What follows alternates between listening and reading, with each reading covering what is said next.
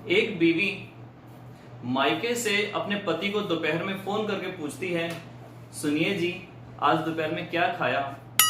पति झल्लाकर बोलता है, ए तुम लोगों को और कुछ समझ में नहीं आती है क्या? क्या खाया, कौन सा सीरियल देखा, कौन सा गाना सुना, अरे देश में क्या हो रहा है, अर्थव्यवस्था कितनी बिगड़ी पड़ी है, इस पर भी थोड़ा ध्यान दो। बीवी कहती है, माफ करो जी, समझ में आ गया। अच्छा चलिए एक दूसरे प्रश्न का जवाब दीजिए कि जी इस टाइम मुद्रा बाजार के अंदर मुद्रास्फीति के बढ़ते रुझानों में किस प्रकार कम से कम हस्तक्षेप द्वारा रिजर्व बैंक ऑफ इंडिया ऐसे कौन से कदम उठाए ताकि वित्त मंत्रालय को कम से कम योगदान में महत्वपूर्ण लाभ उठे। 3 दिन से पति डेली खुद ही बता रहा है कि आज मैंने दही चावल सलाद और अचार खाया था।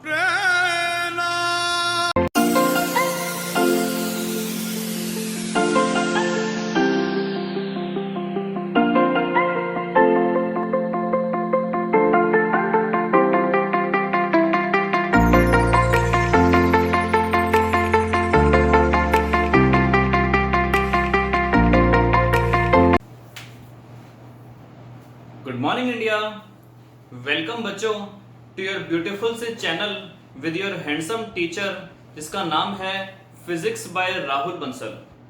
करते हैं स्टार्ट आज का टॉपिक। ये चैप्टर आपका 1 से 2 क्लासों में फिनिश होने वाला है। आज की सेकंड लास्ट क्लास मानते हुए करते हैं स्टार्ट आज का टॉपिक जो है energy stored in a parallel plate capacitor. जी हाँ बच्चों, जो आपके पास कैपेसिटर होता है, घर में कंडेंसर होता है, मैंने पहले भी बताया था, पंखों में, मोटर में, कूलर में जो भी कोई गोल चीज घूमती है शक्तिमान के अलावा, उन सब गोल चीजों में कहीं ना कहीं कंडेंसर लगा हुआ है। और भी बहुत सारी चीजों में कैपेसिटर लगे हुए हैं। तो जब इनको हम बिजली में डालते हैं, जब बिजली में इनको फिट करते हैं, ये अपने ऊपर चार्ज ले लेते हैं, तो इनमें कुछ एनर्जी स्टोर हो जाती है। आज हम वही फाइंड आउट करने जा रहे हैं कि कितनी एनर्जी इनके अंदर स्टोर होती है। तो फर्स्ट टॉपिक है आज का आपका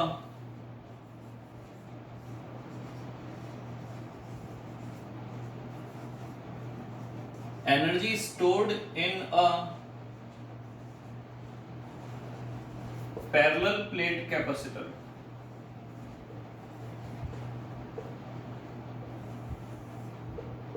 देखिए बच्चों, किसी भी चीज के अंदर अगर मुझे एनर्जी स्टोर निकालनी है तो सबसे अच्छा काम है उस चीज पर काम करो अगेंस्ट द फोर्स। अगर सपोज करो मैंने इस मार्कर को यहां तक उठाया और मुझे पता करना है इसमें कितनी एनर्जी स्टोर है, तो मैंने इसको जमीन से उठाकर यहां तक लाने में कितना काम करा। मैंने काम करा 40 जूल का, मेरी ऊर्जा खर्च हुई 40 जूल की। और law of conservation of energy ये कहता है कि मेरी अगर एनर्जी 40 जूल खर्च हुई है तो वही 40 जूल इसके अंदर स्टोर हो गई, पी गया मेरी एनर्जी को।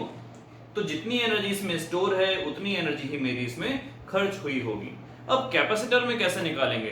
पोटेंशियल एनर्जी का मतलब हमेशा ये नहीं होता कि जमीन के अगेंस्ट उठाओगे, वो होती है ग्रेविटेशनल पोटेंशियल एनर्जी। यहां पर हम निकालने जा रहे हैं इलेक्ट्रोस्टैटिक पोटेंशियल एनर्जी। देखिए सबसे पहले जब कैपेसिटर अनचार्ज्ड था, आपने उसको शुरू में जब चार्ज दिया तो वो चार्ज ऑब्वियसली आराम से ले लेगा। शुरू में जब प्लेट्स को आपने चार्ज दिया, ये हो गया आपका इंसुलेटेड कैपेसिटर, ये हो गया आपके पास पॉजिटिव चार्ज, ये हो गया आपके पास इंड्यूस्ड नेगेटिव चार्ज, ये हो गया अर्थिंग। तो शुरू में जब आप इसको चार्ज दोगे प्लस फर्स्ट इलेक्ट्रॉन दोगे, ये बड़े आराम से ले लेगा क्योंकि ना ही ये पॉजिटिवली चार्ज था, ना ही ये नेगेटिवली चार्ज था, ना ही ये अट्रैक्शन करेगा, ना ही ये रिपल्शन करेगा, ये बहुत इजीली ले लेगा। लेकिन जैसे ही इसने एक इलेक्ट्रॉन ले लिया, अब दूसरा इलेक्ट्रॉन जब आप इसके मुंह में ठूंसना चाहोगे तो क्या ये आसानी से ले लेगा? जी नहीं, ये रिपेल करना चालू कर देगा। हल्का सा पेट भरते ही इसने अपने पिताजी को, आपको, इसने आंखें दिखानी चालू कर दी। ये अब अगला इलेक्ट्रॉन नहीं ले रहा, इसने रिपल्शन करना चालू कर दिया। ऐसी कंडीशन में आपको अगर अगला इलेक्ट्रॉन भी इसके ऊपर टिकाना है तो आपको खुद ना कुछ वर्क डन करना पड़ेगा अगेंस्ट, बोलो अगेंस्ट, अरे बोलो अगेंस्ट किसके? अगेंस्ट फोर्स ऑफ रिपल्शन के। तो उसी चीज को आज हम पढ़ने जा रहे हैं। अगर मैंने फोर्स लगाई कुछ न्यूटन की और मैंने वर्क डन किया कुछ जूल का, तो जितना मैंने वर्क डन किया होगा उतनी ही एनर्जी स्टोर हो गई होगी इस कैपेसिटर के अंदर। तो समझते हैं इनिशियल चार्ज कितना था।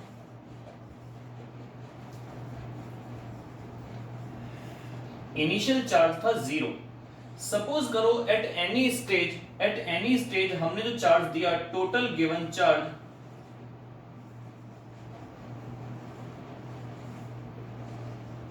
ये था Q। जब इसके ऊपर हमने चार्ज Q दिया, उसकी कैपेसिटेंस तो बच्चों फिक्स रहेगी। कैपेसिटेंस उसकी शेप की, उसके अंदर यूज्ड मटेरियल की प्रॉपर्टी है, वो तो फिक्स रहेगी। वो कितनी मान ली हमने? C। तो कितना पोटेंशियल उस पर आ गया? Q बराबर हुआ करता था CV, तो V बराबर कितना आ गया? Q अपॉन में C। तो कितना पोटेंशियल उस पर क्रिएट हुआ? पोटेंशियल बताओ बच्चों, पोटेंशियल कितना क्रिएट हुआ? पोटेंशियल क्रिएट हुआ V, अगर यहां पर मैं V ले लूं, ये क्रिएट हुआ Q बाय C। Q हमने कितना दिया चार्ज? Q अपॉन में C। ये उस पर पोटेंशियल आ गया। अब मैं हल्का सा भी, तुन्नक सा भी, चुन्नुक सा भी, छोटा सा भी चार्ज अगर और देना चाहूंगा, ये उसको रिपेल करेगा। लेकिन मैं तो शक्तिमान हूं, मैं तो बहुत ताकतवर हूं, मैं उसमें कुछ ना कुछ चार्ज एक्स्ट्रा डाल ही दूंगा। तो मैंने स्मॉल अमाउंट ऑफ चार्ज और डाला, स्मॉल अमाउंट ऑफ चार्ज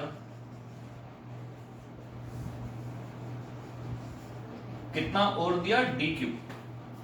आपको याद होगा सेकंड चैप्टर जो हमारे पास चल रहा है, इसमें हमने वर्क डन का फॉर्मूला पढ़ा था, वर्क डन अपॉन में चार्ज बराबर पोटेंशियल। तो यहां पर अगर मैं ये निकालना चाहूं कि मैंने वर्क डन कितना करा, तो पोटेंशियल को किससे मल्टीप्लाई करोगे? चार्ज से, वो वाला चार्ज जो हमने एक्स्ट्रा दिया, यानी कि dq। पोटेंशियल का आपके पास फॉर्मूला निकल के आया Q बाय C, तो वर्क डन का फॉर्मूला मिला Q बाय C इंटू में dq। इतना वर्क डन आपने किया, लेकिन ये टोटल वर्क डन नहीं है, ये छोटा सा वर्क डन है। भाई सपोज करो पहले उसका पोटेंशियल था 0, आपने 1 इलेक्ट्रॉन दिया, बिल्कुल वर्क डन नहीं। अब उसका पोटेंशियल हो गया 1 वोल्ट, आपने छोटा सा चार्ज दिया, आपने वर्क डन करा 3 जूल का।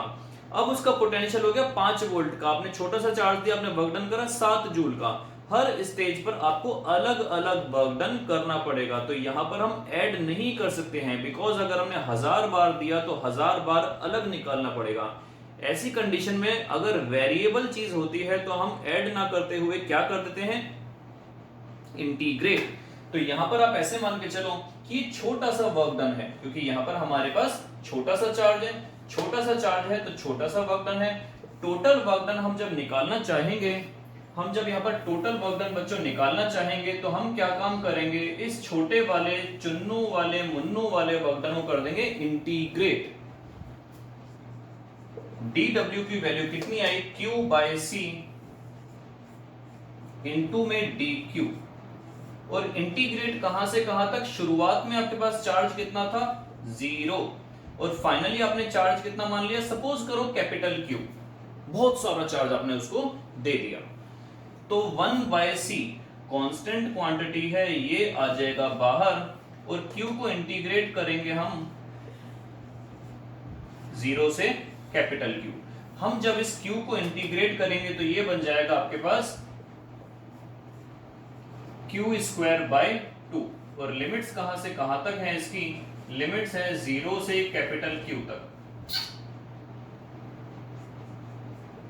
इसकी वैल्यू हम पुट करेंगे upper limit minus lower limit, तो आपके पास आएगा Q स्क्वायर माइनस 0 स्क्वायर।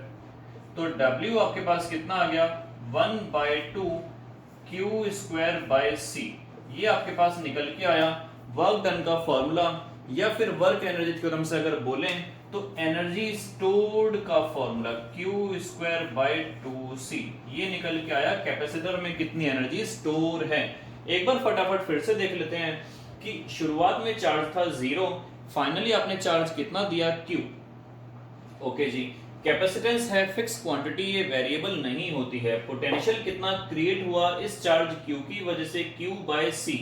छोटा सा चार्ज दिया dq, तो उसमें कितना वर्क डन करना पड़ा? पोटेंशियल इनटू में dq। पोटेंशियल की value Q by C put कर दी गई है, इस dw को आपने कर दिया इंटीग्रेट 0 से लेकर फाइनल Q तक, तो आपका निकल के आ गई वर्क डन। और जितना आपने वर्क डन करा उतनी ही एनर्जी स्टोर हो जाएगी। तो ये आपके पास निकल के आया Q स्क्वायर बाय 2C। अगर मैं समझूं इस बात को कि यहां पर मुझे अगर न्यूमेरिकल सॉल्व करना है तो अलग अलग चीजें भी हो सकती हैं। एक फॉर्मूला आपको ये मिला, दूसरा फॉर्मूला आपका कुछ ऐसा भी हो सकता है, Q की वैल्यू होती है CV नीचे है 2c, ये हो गया c स्क्वायर v स्क्वायर, नीचे है 2c, c से c चला गया, ये आपके पास मिला 1/2 cv²। वैसे तो सारे ही फॉर्मूले पॉपुलर हैं, लेकिन ये वाला फॉर्मूला सबसे ज्यादा पॉपुलर है, मैक्सिमम टाइम्स यही वाला यूज में आता है अकॉर्डिंग टू गिवन सिचुएशंस। तीसरा देख लेते हैं, सेकंड ये हो गया, q की जगह c को चेंज करते हैं। c आपके पास था q/v, c था q/v, बाय वाला v खुदक के ऊपर चला गया, q से ये चला गया, आपके पास मिला 1/2 qv। तो अगर q और c होगा तो ये वाला यूज करेंगे, q और v होगा तो ये वाला यूज करेंगे, c और v होगा तो ये वाला यूज करेंगे। ये था आपके पास energy stored in a parallel plate capacitor. फटाफट एक छोटा सा टॉपिक और देख लेते हैं, उसके बाद क्लास हम फिनिश करने वाले हैं। तो वो छोटा सा टॉपिक है energy stored per unit volume. Energy stored per unit volume, ऐसा समझते हैं बच्चों कि अगर मेरे पास कमरा है छोटा सा, सपोज करो 10 फीट बाय 10 फीट का, और एक कमरा है 20 फीट बाय 20 फीट का, तो दोनों कमरों में मास ऑफ द गैस जो हमारे पास एटमॉस्फेयर होगा, तो उस मास का, उस गैस का जो मास है वो अलग अलग होगा, क्योंकि कमरों का साइज अलग अलग है, वॉल्यूम भी अलग अलग होगा। लेकिन क्या चीज ऐसी होगी जो कांस्टेंट होगी? लगाओ दिमाग, ऐसी क्या चीज होगी जो कांस्टेंट होगी? आप लोग पढ़ चुके हो केमिस्ट्री में, वो होती है डेंसिटी। तो यहां पर हम एक टॉपिक पढ़ने वाले हैं जिसको हम बोलते हैं एनर्जी डेंसिटी। क्या है वो, आइए देखते हैं।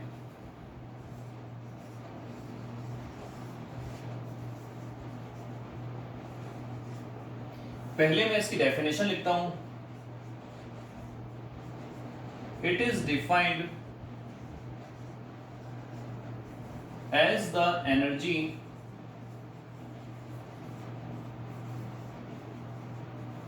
stored in a parallel plate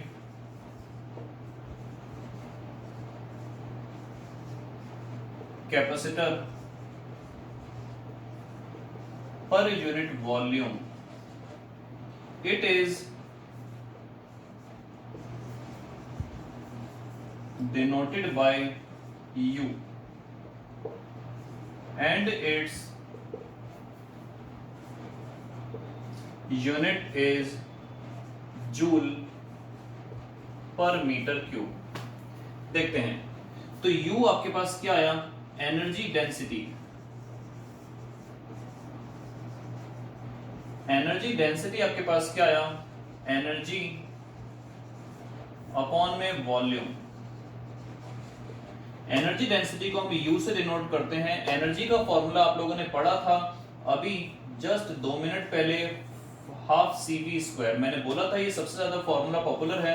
और वॉल्यूम, वॉल्यूम का मतलब होता है, सिलेंडर की बात करें तो πr²h, अगर हम इस तरीके से बात करें πr²h, अगर हम क्यूब की बात करें या क्यूबॉइड की बात करें तो lbh, क्यूब की बात करें तो a क्यूब। इसका मतलब आप बच्चों ध्यान से देखो, πr²h होता है area, area into height, lb होता है area, area into height. a cube को मैं दो पार्ट्स में डिवाइड करता हूं, a² इनटू a, ये भी हो गया एरिया इनटू में हाइट बोल दिया जाए या डिस्टेंस बोल दिया जाए या लेंथ बोल दिया जाए। कहने का मतलब है जो वॉल्यूम हमारे पास होता है वो एरिया इनटू डिस्टेंस हो सकता है for a parallel plate capacitor. C की वैल्यू कितनी थी, फॉर्मूला आप लोगों ने पढ़ा हुआ है। C की वैल्यू है, मैं ऊपर आपको इंफॉर्मेशन बॉक्स में दे दूंगा, आप इसको देख सकते हैं C की वैल्यू क्या है। तो C की वैल्यू थी एप्सिलॉन नॉट A अपॉन में D। पोटेंशियल का फॉर्मूला हुआ था E इंटू D, और साथ में लगेगा स्क्वायर, और नीचे है A इंटू D। अब ध्यान से देखिए, एरिया से एरिया कैंसिल आउट हो गया, ये है D का square epsilon not bye 2D, साथ में हो गया आपके पास E² D², और नीचे बचा D। D भी दो बार है, कैंसिल आउट हो गया, तो अल्टीमेटली आपके पास एनर्जी डेंसिटी बची 1/2 एप्सिलॉन नॉट E का स्क्वायर। ये आपके पास निकल के आई एनर्जी डेंसिटी। ये एक छोटा सा टॉपिक है, एग्जाम में बहुत रेयरली पूछते हैं, लेकिन एनसीईआरटी में है तो हमें तो बताना पड़ेगा भैया। तो ये आपके पास निकल के आई एनर्जी डेंसिटी। एनर्जी की यूनिट होती है जूल और वॉल्यूम की यूनिट होती है metre cube. That's why it becomes joule per metre cube. Exactly बात आपको समझ में आई हो तो till then good bye. Next class में होप करेंगे आपकी ये क्लास चैप्टर फिनिश हो जाए। क्लास पसंद आई हो तो लाइक शेयर एंड सब्सक्राइब करना ना भूलिए। टिल देन सुरक्षित रहिए, गुड बाय।